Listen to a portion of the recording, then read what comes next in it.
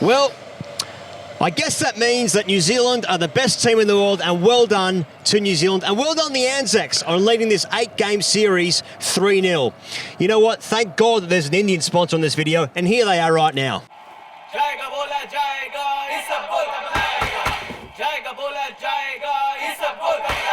This is Baba Now, and this is BB Now. Matlab Big Basket Now, delivering in 10 minutes.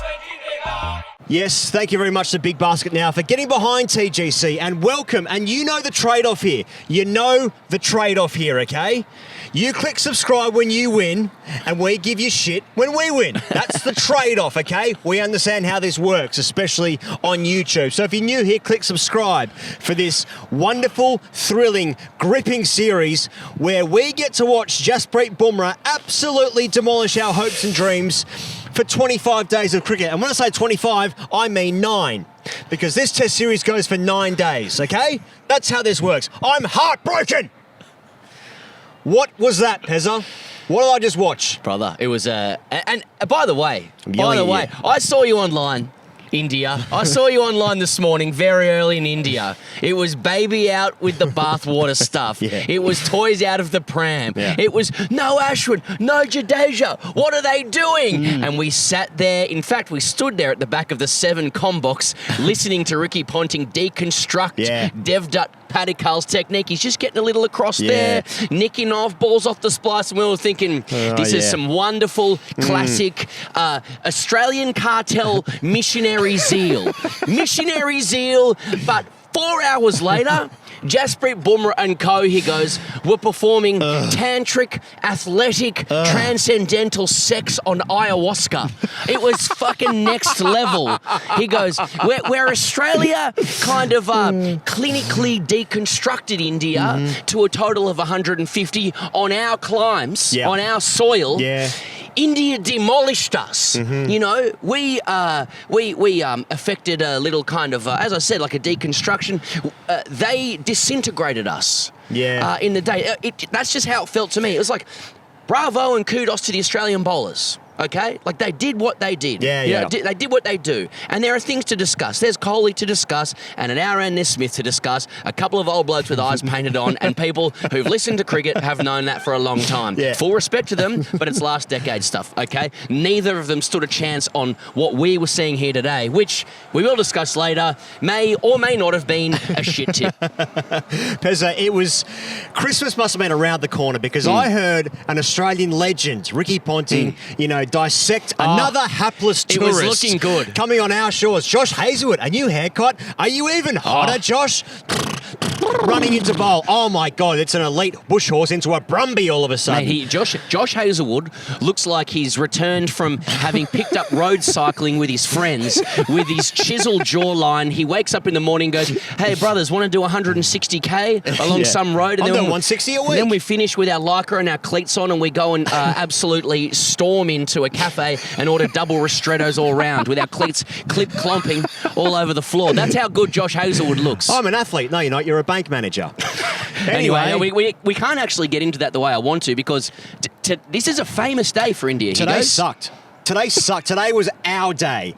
We flew over to the People's Republic of Western Australia today. Right. The sun was in the sky. We're getting beautiful backdrops here outside Optus Stadium, and the Australian bowlers did their thing, and then the tourists did not play their part. And what playing your part is, if you're a tourist, is fucking rolling over. Absolutely. Rolling over on these decks when it's going through the fucking chest. That's right. It's not getting your lengths right when you're bowling. It's being stuck on the crease when you're batting. It's being hapless outside off stump. It's giving us catches in the gully. And it was all looking that way. All looking pretty good. A fundamental, thorough dismantling of the Indian top order. Santa Claus, is that you? Interspersed with some lusty and enterprising play from Nitish Kumar Reddy and Rishabh Pant, who played probably one of the top 5 shots I've ever seen live today, with a collapse swivel pull scoop for 6. Unbelievable stuff, but didn't even get it. Didn't even get it, exactly. India crawled to 150. Australians cock a hoop just thinking, it's a 15-day series. In fact, that's what Pidge did say to us in the commentary box. And then that he did. And then that he goes, as the light started to fade, as the shadows lengthened here in Perth, that is when the debutante captain Jasprit Bumrah. No, he did it once before in England. Debutant on our shores. Exactly. We're asleep. We're asleep. If we're asleep, it doesn't count. Wouldn't mind a kit myself. Likewise. And this, here goes, is the introduction of our first introduction of the In 10 section for Big Basket Now. That's Big Basket Now delivering to you in 10 minutes. Grocery, apparels, electronics. Yep. There's a couple of Indians who will be ordering some electronics. Can I get us a heart transplant? Yeah. I wouldn't mind that in 10 minutes. So this is the 10 minutes that turned the match. Well, it was Jasprit Bumrah with the red cake in hand. Oh, my God. I mean, that is going to send... That's going to send electrical shockwaves to my brain for years to come. Like, we've been very fortunate in our lifetimes to see some incredible spells of pace bowling here, and indeed, I'm talking about the Ashland. I'm thinking about Jofra, actually. Jofra is what I'm specifically thinking about. Jofra ain't got shit on what I just saw today. That was so a grown man playing under 10s that it was unbelievable. And then we get the chaos added in of Steve Smith turning into slalom, rolling down a hill, just sort of like bobbing his knees in and out down a fucking skeleton run there, or whatever the fuck, on a black run. Unbelievable. Some people just call it a run. And I was just thinking, like, I mean, this is absolute mayhem. This is absolute mayhem. But this, and it just breaks my heart, because I heard yesterday that he found his hands. Where the fuck are his hands? No. You've read wrong. Where are the hands? No, he lost. Well, he found and then presumably subsequently lost his hands 4 years in a row. Yeah. Because each year he comes out to speak to the public. Oh, okay.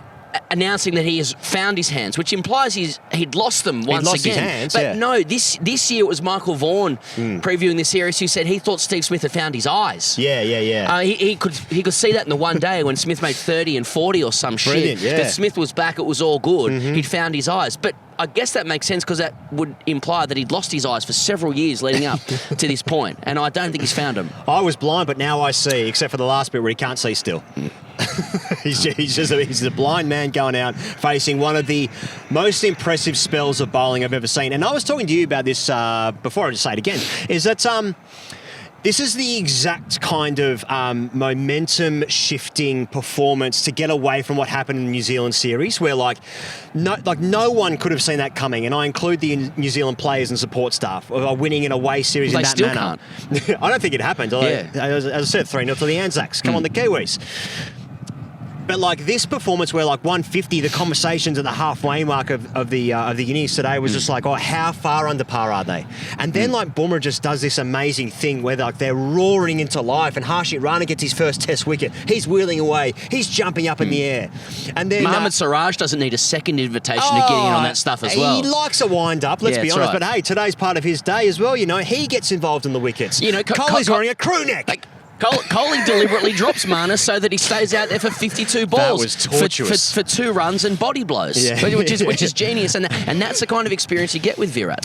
Marnus was 2 for 2 off 52. it wasn't one of his finest. But I mean, let's took one with him as well. I took a review with him as well. It goes without saying. But let's be serious for a second about where that spell from Jasprit Bumrah ranks. Now he's going to be, it's going to be contextualised by the difficulties of the pitch. It wasn't up and down, but it was fast, but it was sideways. You know, there wasn't a lot of like confidence on the front dog, you know, put it that way. There was very little going down the ground. It was perfect conditions for a bowler like him. But I want to tell a story. Today, I had the fortune of my dad, who's sort of semi-retired and trying to watch as much cricket as he can in different grounds, fly over from Sydney to Perth, because he'd never seen cricket in Perth before. He's kicking himself he hadn't seen a game at the Wacker, but the Wacker soil is here, so you can get the feel of the fast, bouncy West Australian climate. And he has watched a lot of cricket, and he was spellbound and mesmerised by Bumrah in the flesh. And I'm not even talking press box level watching through a glass pane from afar. I'm talking like near the edge of the ground, seeing the red cherry through the air, and like he was noticeably quicker and sharper and more violent than every other bowler today. I include the Australians, who went about their work. I mean, you know, have you ever? I mean, the Australian quicks just went about their work. It's just what they do. This was beyond world class level for me. This was I felt like I was watching you know, like a historic performance in the at the level that will be spoken about the way maybe Alan Donald's spell to Stephen Markwar at the SCG was spoken about. Like, it was hostile, it was nasty, there were body blows, he was toying with the batters, there were missiles. He ends with what, 4 for 12 off 9? 9, yeah. That's the figures of an under-10s player when you've gone through puberty and you have, facial hair before your contemporaries. And you're driven to the ground. He's playing against guys who are world-class batters in their own right. It was something special to behold. And, good on him for making the most of fast wickets that he scarcely gets. So Bumrah's allowed his day out, and fuck me, he took it.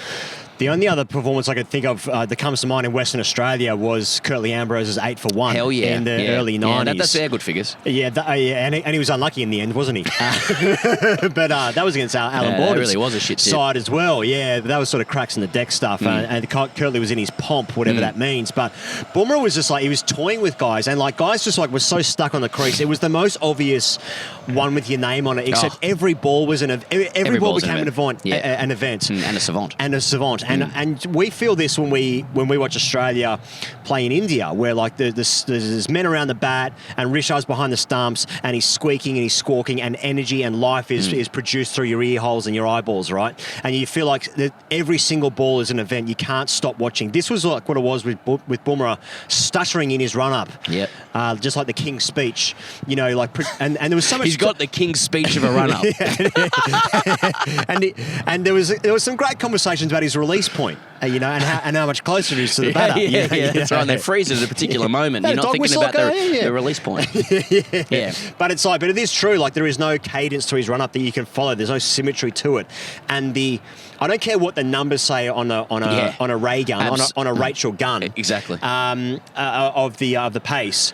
That is intangibles. Where you look at Rishabh Pant, who can barely move his feet, and his ball is slapping into his mitts because he can't even get the there's no rhythm to the ball coming through. Mate, there are Aussies. Incredible. There are Aussies in the dressing rooms just behind us here who I'm sure will be saying that was at least among, if not the hardest bowling I've ever faced tonight, with the combination of the conditions and the excellence of Jasprit Bumrah. And he's completely entitled to that kind of day, given the amount of the other decks that he has to bowl on. Totally, yeah. And you find Australia's 7 for 67, I think it is, a closer play behind India's 150, and that is just one of the most obvious match-winning hours of cricket. I know it's like sort of 10 minutes turned it when Smith had his front pad blown off. I mean, well, he went, as you and say, the he went ball projected forward, didn't it, back down the pitch, and then he fell over, and even Steve Smith didn't review it. That's how out it was, And you look at the dismissals. Travis Head gets a great ball as well from Rana. Sydney McSweeney's ball. I don't know what you do with that. I mean, Bancroft would have figured it out. Obviously, he would have just punched it down the ground. But who else got it? Kawaja gets a great ball. He is there for it, but it's like it's around the wicket. I don't know what you're supposed to do for any of these. Travis Head's one took the off bail and probably did the least of the one. But that's the trade-off with Travis Head. He came out and tried to get the game moving forward because you could beat the other end of the spectrum like Marnus, But it was sensational bowling from India. They simply breathe fire, and I just want to make this point. There's so many, because cricket's such a strange and complex game in the sense that, it's hard to know which teams are good, which teams aren't. So many teams perform well at home and it's difficult away. Right. Today's one of those days which reminds us that part of what made that Indian side from 2021 so exciting to think of their potential was that they had managed to arrange a team that could go away into foreign climes and outplay a team like Australia by bringing good quick bowlers, to outspin Australia, to out-bat Australia on their own shores. Australia, in the meantime, have won a World Cup over there. They've won a T20 World Cup. They got the World Test Championship. But this is sort of a mono 1v2 in Australia. And today, in the most Australian conditions, we got bullied. We got bullied by them. And it's a credit to India. Australia did some good work across the board with the ball, but it was brilliance from some Indian players. That partnership from Rishabh and Nitish Kumar Reddy, which really has made the difference. It's Jasprit Bumrah's spell, supported by Siraj, Harshit Rana, etc. That's really made the difference. So, I just think it's a famous day for India, and it's an enormously exciting, development for day one of the Border Gavaskar Trophy, because I think, this will have woken Australia up as well, who haven't played a game of Test cricket in, 260 days or some shit. Yeah. Well, I wish it was 261 or some shit, to be honest. Yeah, but well played, India. Finally, he goes, we have to ask a question. Just ask you because... this will be being bellowed in the comments. And given our watch time is sitting around 5 minutes, it's going to happen anyway, even though we're mentioning it now. Was this a shit tip? Well, I think what you need to understand, Pezza, about this is that... The difference between 17 wickets in India on day one and 17 wickets in Australia on day one is... is that these wickets aren't racist.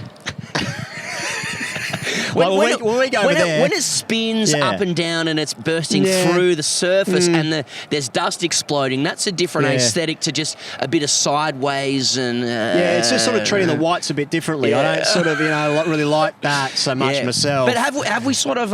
it's a shit there's a lot of rain heading into today. Look. But, has Australia, which has probably has developed a bit of a system of lively decks for the last couple of years where it's really difficult to score runs, probably to suit our quicks. Has it been overdone?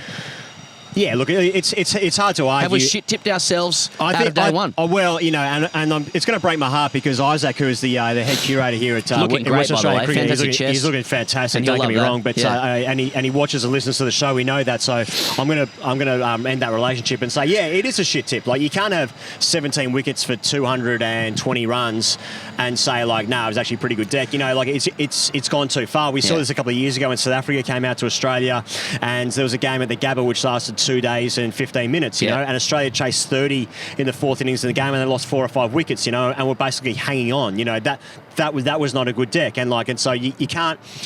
I think both things can be true. Some of the decks that are produced in India are ridiculous, and what we're looking at today is also just a disappointing deck. But I don't know how to make cricket decks, and nor does anyone in the comments. So I don't know how to fix it. I'm just saying, look, today was actually a really great day of cricket, and a proud day for India too, to be fair. Who are coming off a 3-0 series loss, and they're all out 150. Gordon Gambhir's 1 foot on the plane, and Captain Bumrah comes out and basically roars them back to life. I mean, that is exactly the tale of the tape today. It won't be the tale of the tape, I think, with a lot of journos who'd 3/4 written their piece about Kohli's eyes being painted on, which is just that's hard for them. But today is about Bumrah. There are some questions about some bats, but because it was so hard to bat, perhaps a lot of their ailments, or their ills, are a little bit, made a little bit murkier because of just how difficult it is to bat. I mean, look at Australia. Guys tried to smoke their way out of trouble, couldn't really do it. Guys tried to see off bowlers like Marnus, couldn't really do it.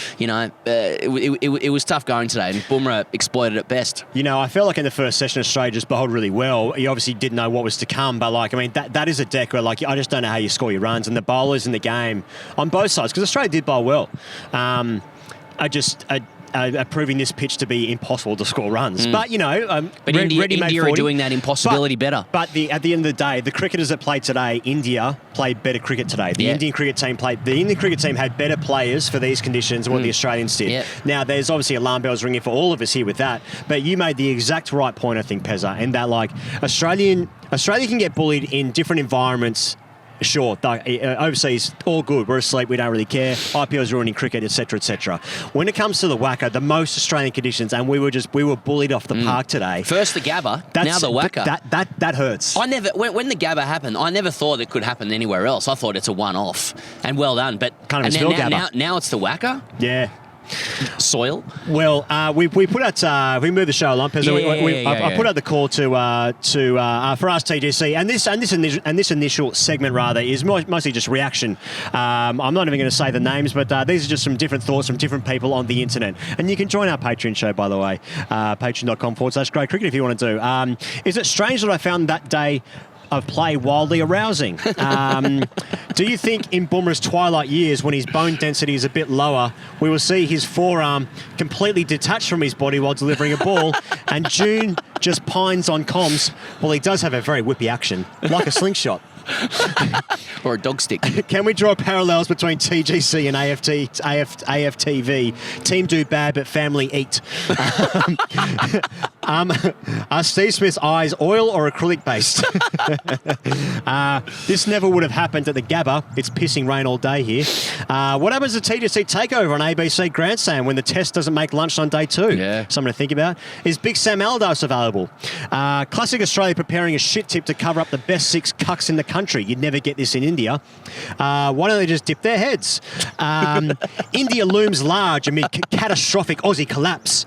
And one to finish up, Indian summer looming as Aussie old boys crumble in Perth scorcher. Also, Facebook comments delete how. And hang on, why did the captain target us? Yeah, indeed. It's the other way around. Usually the Australians, target the captain. And also, is Ian Healy going to bring out the pedal bin again? That is the big question. Yeah. Heelzo's silver bin instructional on how to face Bumrah when. So that'll just about do it. Thanks to Big Basket. Now, thanks for joining us here in the fading and the dying light. I'm not even sure you can even see us on these cameras, but, that's the way it is. That is quite symbolic of how Australia's day went today. Yeah, I'm turning the lights out. I'm hiding under a pillow. I'm hiding under a mattress. I'm hiding under someone else's bed tonight because I can't believe that just happened for our first day of the Australian summer. Our hearts have been broken, but you know what? Tomorrow's a new day. In fact, tomorrow's probably the last day of the test match, but you know what? We'll be out here again. So please do join us, and we'll see you guys tomorrow. Cheers.